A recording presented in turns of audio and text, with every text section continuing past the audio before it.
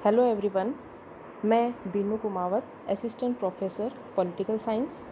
आज हम पाश्चात्य राजनीतिक विचारकों में पढ़ेंगे मैकियावेली। मैकियावेली में हम पढ़ेंगे कि मैकियावेली को अपने युग का शिशु क्यों कहा जाता है। मैकियावेली वैसे तो सभी विचारक अपने अपने युग के अनुरूप अपने विचार रखते हैं। युग शिशु का अर्थ है किसी भी विचारक के चिंतन पर उसके समकालीन परिस्थितियों, घटनाओं एवं प्रचलित विचारधाराओं का प्रभाव होना, और इस अर्थ में सभी विचारक अपने अपने युग के शिशु होते हैं। प्लेटो, अरस्तु आदि भी अपने काल के शिशु थे। उनका ध्यान भी अपने युग की समस्याओं की ओर आकृष्ट हुआ। वे भी किसी न किसी रूप में अपने समय की परिस्थितियों से प्रभावित हुए थे, लेकिन मैकियावेली इन सब बातों में उनसे कहीं अधिक बढ़ा हुआ था। इसीलिए मैकियावेली को अपने युग का शिशु कहा जाता है। मैकियावेली को ही अपने युग का शिशु क्यों कहा जाता है? वो इसलिए कि समकालीन सामाजिक, राजनीतिक, आर्थिक और नैतिक विचारों की छाप सबसे अधिक हमें मैकियावेली के विचारों में स्पष्ट रूप से दिखाई देती है। समकालीन परिस्थितियों का सही और यथार्थ पर्यवेक्षण मैकियावेली के विचारों में दिखाई देता है। मैकियावेली ने अपने समय के राजनीतिक व सामाजिक दोषों का यथार्थ आकलन और उनका समाधान अपने लेखन में प्रस्तुत किया है। इसीलिए कहा जाता है कि मैकियावेली पर अपने युग का रंग कुछ विशेष गहरा चढ़ा हुआ है, इसीलिए उसे अपने युग का शिशु कहा जाता है।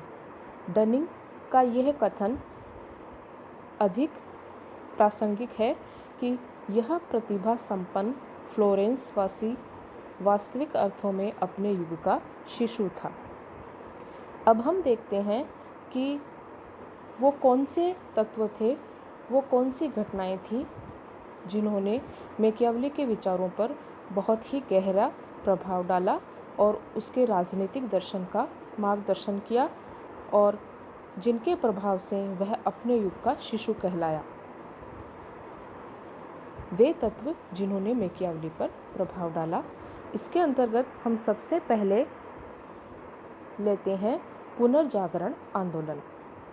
मैकियावेली का जन्म ज्ञान और बुद्धि के पुनरुदय के काल में हुआ था और उसकी रचनाओं में पुनर्जागरण की आत्मा स्पष्ट रूप से झलकती है। मैकियावेली का नगर फ्लोरेंस पुनर्जागरण का प्रमुख केंद्र था। इस आंदोलन के द्वारा दी गई प्रेरणा के फलस्वरूप साहित्य, कला, दर्शन, राजनीति एवं विज्ञान के क्षेत्र में मध्य युग के आदर्शों का अंत हो रहा था एवं यूनान तथा रोम के प्राचीन आदर्शों में लोगों की आस्था बढ़ रही थी। राष्ट्रीय राज्यों की स्थापना हो रही थी और राजनीतिक क्षेत्र में धर्म और नैतिकता, चर्च और बाइबिलवाद के प्रभाव को समाप्त किया जा रहा था। जनता का दृष्टिकोण धार्मिक दृष्टि से उदार और वैज्ञानिक होता जा रहा था। परलोक चिंतन के स्थान पर इहलोक चिंतन प्रमुख होता जा रहा था। इस तरह पुनर्जागरण आंदोलन की प्रमुख विशेषता ये थी कि वह मध्य युग के प्रभाव से पूरी तरह से मुक्ति के उद्देश्य से प्रेरित था। फ्लोरेंस वासी होने के कारण मैकियावेली पर भी इसका प्रभाव पड़ा और उसने उसमें प्रेरित होकर मध्ययुगीन धार्मिक और नैतिक मान्यताओं से मुक्त होकर प्राचीन इतिहास के अपने अध्ययन के आधार पर राजनीति के क्षेत्र में सर्वथा नए विचारों का प्रतिपादन किया। व्यक्ति का महत्व और उसका सौंदर्य, बौद्धिक तर्कवाद और सांसारिक मर्यादा का निरूपण, उद्गमनात्मक पद्धति का अनुसरण, राष्ट्रीयता की भावना का नेतृत्व तथा पारलौकिक के स्थान पर लौकिक उद्देश्यों की उपलब्धि का औचित्य आदि इतने सारे तथ्य थे जिनका समर्थन मैकियावेली ने अपने विचारों और कृतियों में किया। ये सारे सिद्धांत पुनर्जागरण युग की देन है, अतः उसे अपने युग का तो माना ही जाएगा। उसने राजनीतिक समस्याओं को सुलझाने के लिए जो सुझाव दिए, उनमें पुनर्जागरण की स्पष्ट छाप देखी जा सकती है। दूसरा जो तत्व है वह है शक्तिशाली निरंकुश राजतंत्रों की स्थापना। मैकियावेली के समय शक्तिशाली राजतंत्रों की स्थापना हो रही थी, जैसे इंग्लैंड में हेनरी सप्तम, फ्रांस में लुई एकादश, चार्ल्स अष्टम व लुई द्वादश, स्पेन में फर्डिनेंड। इन सभी ने अपने अपने राज्यों में निरंकुश राजतंत्रों की स्थापना कर ली थी। ये राज्य सबल शासकों के नेतृत्व में दिन प्रतिदिन शक्तिशाली और समृद्धिशाली हो रहे थे। वास्तव में ये युग सबल राजतंत्र का युग था। मैकियावेली की रचनाओं में इस आदर्श का पर्याप्त प्रमाण मिलता है और उसने इटली के लिए एक ऐसे शासन की कल्पना की जिसमें इटली की समस्त राजनीतिक शक्ति का केंद्रीकरण हो तथा जो इटली में एकता स्थापित कर सबल राजतंत्र की स्थापना कर सके। उसकी आकांक्षा थी कि इटली में भी एक ऐसा ही राजा, जिसको उसने प्रिंस का नाम दिया है, का उदय हो, जो संपूर्ण जनता को राष्ट्रीयता के एक सूत्र में बांध सके। इस प्रकार हम देखते हैं कि राजतंत्रों की पुनर्स्थापना की घटनाओं का भी मैकियावेली पर पर्याप्त प्रभाव पड़ा। उसने अपने प्रिंस और डिस्कोर्सेज नामक रचना में इसी विचार को निरंतरता दी है। तीसरा प्रभावक तत्व है इटली का राजनीतिक विभाजन और उसकी दुर्दशा। इटली में उस समय 5 राज्य थे। इटली 5 राज्यों में बटा हुआ था। नेपल्स राज्य, मिलान का राज्य, रोमन चर्च का क्षेत्र, वेनिस गणराज्य और फ्लोरेंस का गणराज्य। और ये राज्य आपस में संघर्ष करते रहते थे और पोप उनके संघर्ष से लाभ उठाने का प्रयास करता था और वे कभी फ्रांस व कभी स्पेन को इटालियन राज्यों के आंतरिक मामलों में हस्तक्षेप करने के लिए प्रोत्साहित करते रहते थे। इस प्रकार इटली में फूट, गृह युद्ध और विदेशी व्यक्तियों का शासन चल रहा था। इटली के इस रणनीतिक विभाजन, राजनीतिक विभाजन और राज्यों के पारस्परिक संघर्ष ने देश को बड़ा दुर्बल बना दिया था और वह आसानी से शक्तिशाली पड़ोसियों की महत्वाकांक्षाओं का शिकार बनने लगा। मैकियावेली एक सच्चा देशभक्त था और इस संबंध में उसे फ्रांस का प्रत्यक्ष अनुभव था। अतः वह फ्रांस की भांति एक शक्तिशाली राष्ट्रीय राजा की अध्यक्षता में इन राज्यों का एकीकरण करना चाहता था, ताकि एक तरफ तो देश की अराजक व अशांत स्थिति पर काबू पा सके और दूसरी ओर विदेशी आक्रमण से देश की रक्षा हो सके। इसी उद्देश्य से उसने प्रिंस की रचना की। चौथा प्रभावक तत्व है इटालियन समाज की दुर्दशा।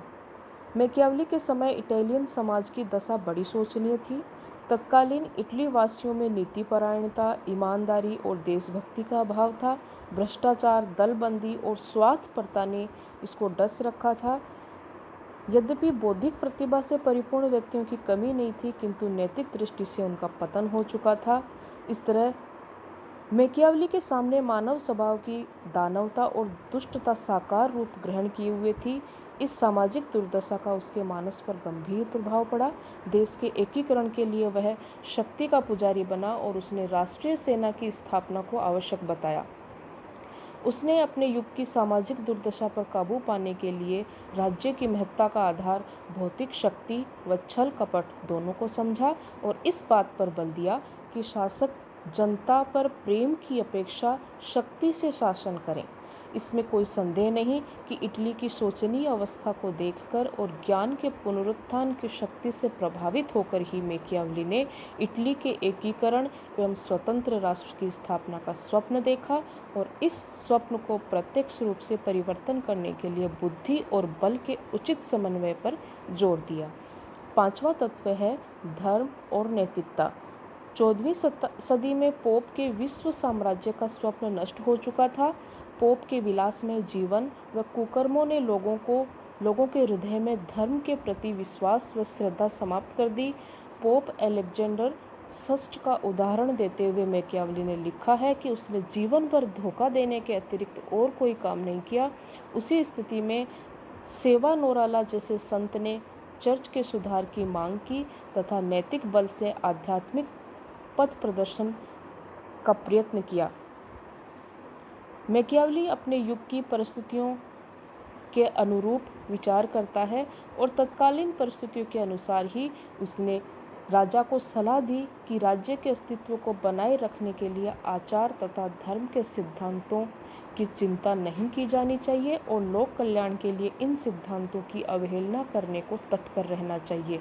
धर्म और नैतिकता विरोधी मैकियावली की ये विचारधारा अपने युग के नितांत अनुरूप थी, क्योंकि यूरोप के राष्ट्रीय राज्य धर्म और नैतिकता से उदासीन होकर अपने स्वार्थों की सिद्धि कर रहे थे। छठा तत्व है मानव संबंधी धारणा।